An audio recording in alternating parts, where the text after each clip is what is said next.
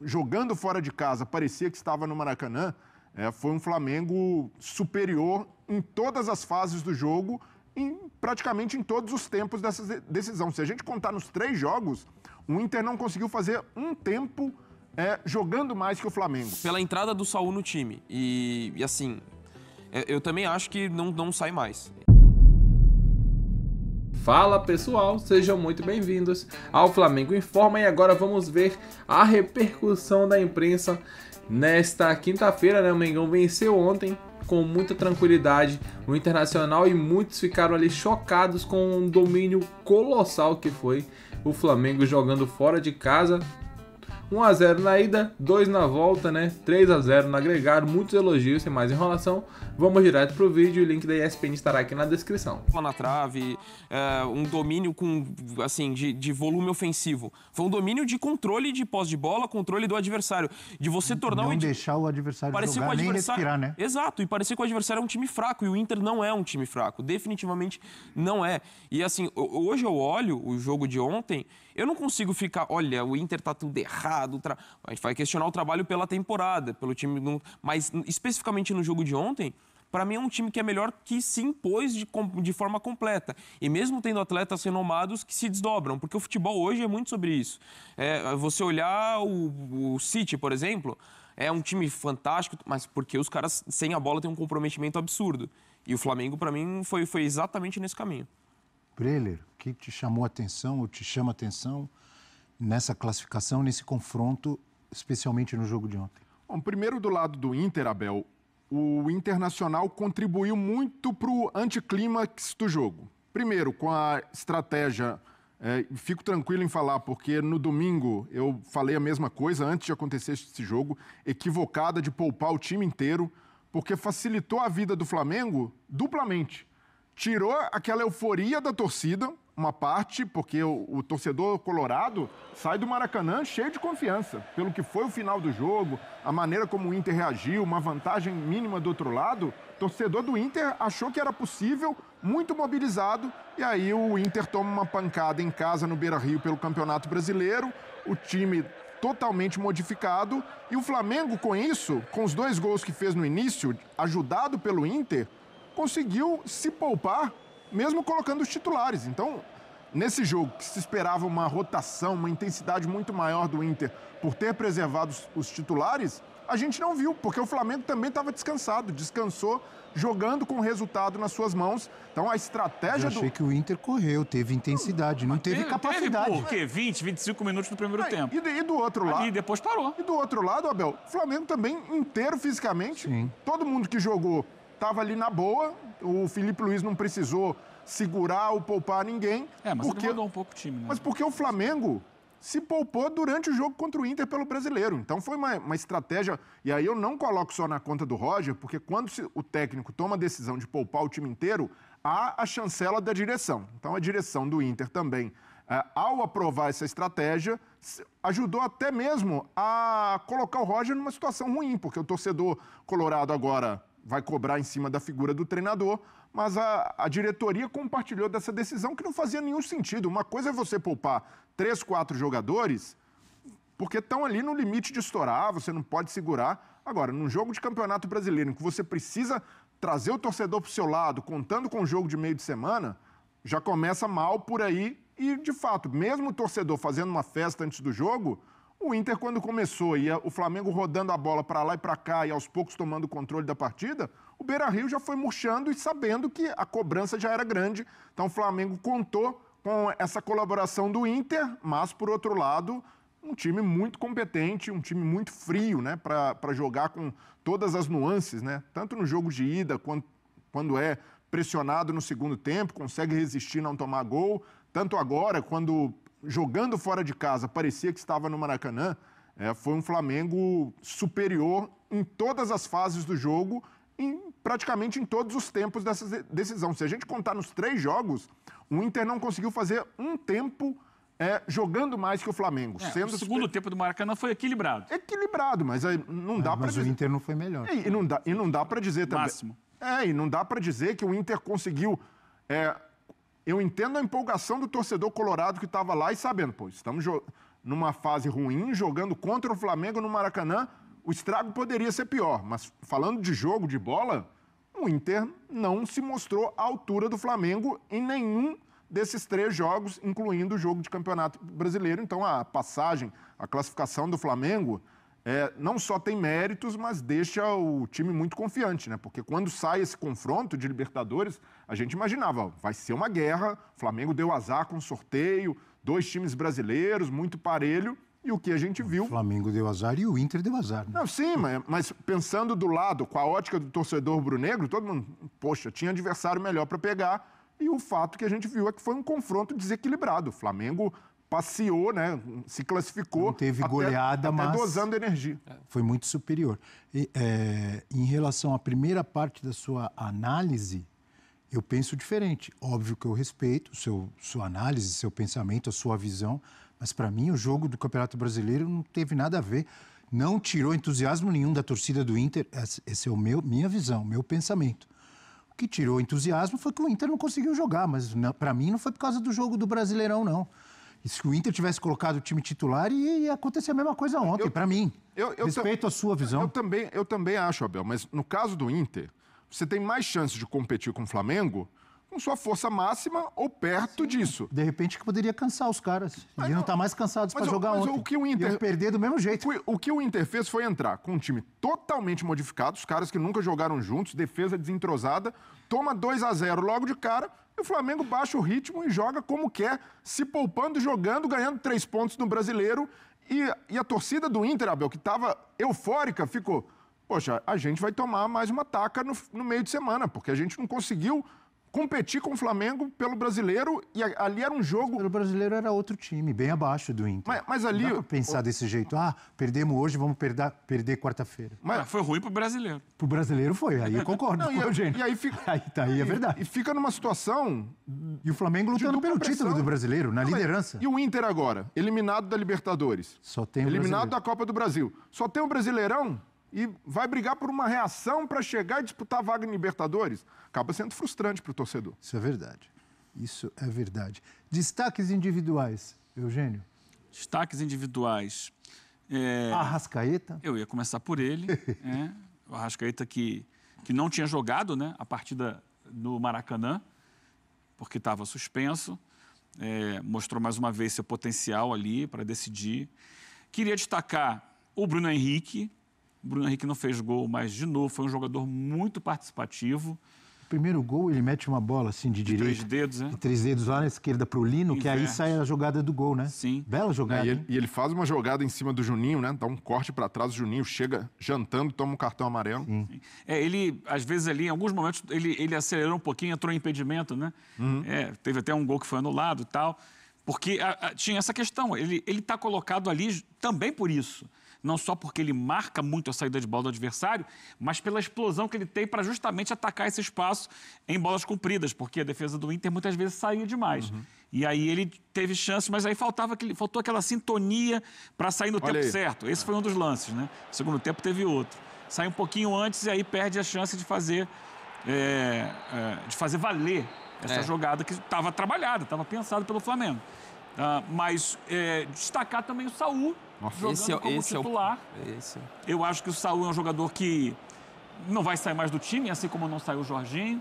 A questão dele era encontrar um ritmo de jogo, encontrar uma forma física que lhe permita jogar. É o outro gol no lado do Bruno Henrique. Mesmo quando o Pulgar voltar, você imagina que o Pulgar vai... Mesmo quando o Pulgar voltar. Acho que o Pulgar passará a ser... Ontem desfilou, hein? Alternativo. Porque o Saúl, ele dá mais alternativas ao time, o repertório dele é maior do que o do Pulgar. Então você viu ele aparecendo na área. Rouba muita bola também. Rouba e tem qualidade técnica para chegar, levar essa bola no fundo, trabalhar. Eu acho que é um acréscimo de qualidade, de repertório para o time do Flamengo. Então a dupla de volantes com o Saúl e Jorginho é outro nível. É outro nível. Especialmente se você comparar com o Alan, que vem jogando, ou com o Everton Araújo, que é um jogador esforçado, que sem a bola bastante... Para você, Eugênio. Olha aí a dupla.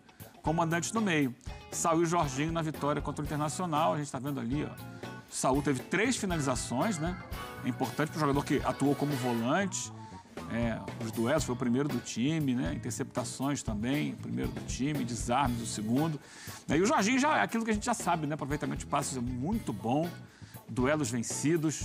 Aéreos. Duelos aéreos, né? Os dois. Dois E vencidos. passes recebidos, ele é o primeiro que... É porque quer o time dizer que procura ele. muito ele, né? O time A procura bola passa ele. muito por ele, né? O Jorginho não é de hoje. Ontem alguém estava falando na transmissão, agora eu não lembro quem, que o Jorginho é o representante do Felipe Luiz como técnico dentro de campo. E não é de hoje, né? Quem acompanha o Jorginho, lá desde do Napoli, no Chelsea, ele era o jogador, se ele está com a bola, ele está apontando, você vai para lá, você vem para cá, você vai para o outro lado e tal. Ele fica orientando os jogadores pela visão de jogo, pela leitura de jogo que ele tem. Só que o Jorginho não é novidade. O Jorginho já está lá desde o Mundial de Clubes, entrou como uma luva no time. O Saúl chegando agora, formando a dupla com ele, que é o diferencial. Então, ontem, se não me engano, foi o primeiro jogo como titular do Saúl, né? A gente vê que no momento que os dois conseguiram começar a jogar, olha aí, ó. Porque no início tinha essa marcação muito alta do Inter e estava difícil da bola chegar neles, eles estavam bloqueados. Quando começou a baixar um pouquinho a marcação do Inter, os dois tomaram conta do jogo. Né, Dom? E assim, eu tô muito com você, Eugênio, no destaque dos jogadores e em reforçar o Saúl, porque acho que tem um aspecto individual. Acho que não é aquele, foi o melhor em campo. Mas ela é a melhor notícia para o torcedor do Flamengo, pelo entendimento com o Jorginho. Porque quando a gente fala de Bruno Henrique, de Arrascaeta, chovendo molhado, esses caras na Libertadores. Mas quando a gente destaca o Saúl, é pelo individual, mas o quanto que ele potencializa esse controle do que a gente está falando do Flamengo. Capacidade de entendimento do jogo coletivo. Exatamente. O que ele pode agregar para a coletividade. Então, quando a gente fala muito desse domínio do Flamengo de ontem, passa muito pela entrada do Saúl no time. E assim... Eu também acho que não sai mais. E até porque esse Flamengo é um absurdo, né? Quando você tem um jogador que joga 2 jogos mal, o elenco que você tem, você já vira reserva. No caso do Pulgar, foi uma lesão. Ele entrou, não dá pra você sacar os dois. Ou qualquer um deles, né? Entre Jorginho e Saúl. Vai ter que remar o Pulgar. Não tem jeito. Mesmo todo mundo sabendo e o técnico sabendo, enfim, a qualidade que ele tem, ele vai ter que correr atrás agora, infelizmente, por uma lesão, né? E tem um aspecto também da dinâmica do time, para mim, que chama muito a atenção, que me surpreende, é o Jorginho. Não no nível técnico, beleza, o cara fez a carreira na Europa, Arsenal, Chelsea, Napoli, seleção italiana, mas a questão física, para mim, tem chamado a atenção. Ele não jogou contra o Mirassol porque estava suspenso, foi poupado na ida da Copa do Brasil contra o Atlético. O resto ele foi titular em tudo, e a maioria dos jogos jogando os 90 minutos. Eu lembro quando o Jorginho chegou para o Flamengo, eu até falei assim, olha, acho que ele chega para ser o titular, vai no time ideal, mas vai rodar sempre, fisicamente, pelo calendário. Ele joga todas e parece que está há 10 anos no Flamengo. Isso, para mim, é um negócio que eu admito que eu não esperava a quantidade de jogos titular de 90 minutos e mantendo o nível. Daqui para frente tem que começar a entender como possivelmente. dosar. Mas ainda assim, mesmo só esse recorte pequeno... Que idade ele tá? 33? É 33. Deixa eu até pesquisar aqui, porque eu acho que é 33. E a gente viu ali enquanto o André procura aí, eu acho que é 33. 33, é isso Faz mesmo. 34 em dezembro. O Felipe Luiz falou ali na coletiva, a gente viu os últimos trechos que a gente mostrou, ele falando sobre comparações. Não ouvimos a pergunta, eu confesso que eu não ouvi qual foi a pergunta, mas falando sobre comparações com o time de 19, que foi campeão da Libertadores e também do Brasileiro com o Jorge Jesus, e eu faria a mesma coisa que o Felipe Luiz fez. Primeiro que não dá para comparar um time que já teve os 2 títulos, conquistou os 2 troféus com um que ainda está tentando. Além do mais, são times completamente diferentes, com exceção do Bruno Henrique, do Arrascaeta e do Felipe Luiz, que era lateral, não era técnico. Era jogador, não era técnico. Agora, mas já que estamos falando... Você é o cara que costuma fazer as comparações aqui. Os tempos modernos. Os tempos modernos e tal. Então você assuma a comparação. Vou fazer. Não acho bom fazer comparação. Esse papel aqui no programa é meu.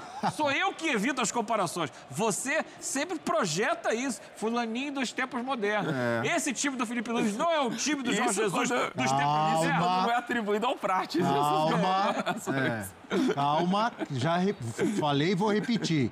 O time de 2019 cumpriu a missão. foi campeão brasileiro, campeão da Libertadores. No mesmo final de semana. Esse de 2025 está caminhando bem no brasileiro, mas tem o Palmeiras perto, tem o Cruzeiro ainda com chance, tem outros times ali. Até o Bahia na pontuação, se você for ver. Muita gente não acredita no Bahia, mas o Bahia pode ser campeão brasileiro. Na Libertadores tem outros candidatos, a gente sabe como é mata-mata. Uma noite ruim, vai tudo por água abaixo. Mas já que o assunto está aí, eu vou falar. Já que você apontou o dedo para mim, eu vou falar. Além dos jogos que todos nós vimos e assistimos daquele Flamengo pela televisão... Coragem, Abel, coragem. Vai. Eu assisti uns 3 ou 4 no estádio. Então, que semelhança que eu posso dizer agora com segurança? A entrega na marcação, na pressão, é semelhante. Para mim, minha opinião... Estou defendendo aqui sem medo. Tem razão. Eu assisti, repito, no estádio, no Maracanã, uns 3 ou 4 jogos. Eu morava no Rio de Janeiro na época. Você lembra? Trabalhávamos juntos. Sim. No Fox Sports. E eu vejo semelhanças em relação à entrega, à disciplina tática, à pressão na marcação. Afinal de contas... Agora pode me cornetar se você falar, está falando bobagem, eu discordo. Foi muito bem. Você não está falando bobagem, mas você foi tímido na comparação. Não, mas você quer que eu comece a gritar aqui? Não. Eu fui tímido. Foi tímido. Você não falou dos tempos modernos. Você falou, ok, a entrega tática. Assim, porque o Felipe Luiz, ele nunca escondeu a admiração dele pelo trabalho do Jorge Jesus, que era o técnico. E o Felipe Luiz trabalhou com grandes treinadores do futebol mundial. Se eu quis me jogar os leões, eu não fugi. Tá aí a comparação. Não, agora fala aí. Você passou ao largo, assim, do Mas Leões. o Felipe... Passei por fora do Coliseu de Roma. O Felipe também não esconde a admiração que ele tem pelo Simeone, um Sim. técnico que ele trabalhou até por mais tempo, né, na comparação com o Jorge Jesus. E a comparação que eu faço, Abel, é que comparar com o time do Jorge Jesus, com o Flamengo de 2019, sempre vai ter o lado afetivo de ter sido um time muito vencedor e um time que encantou.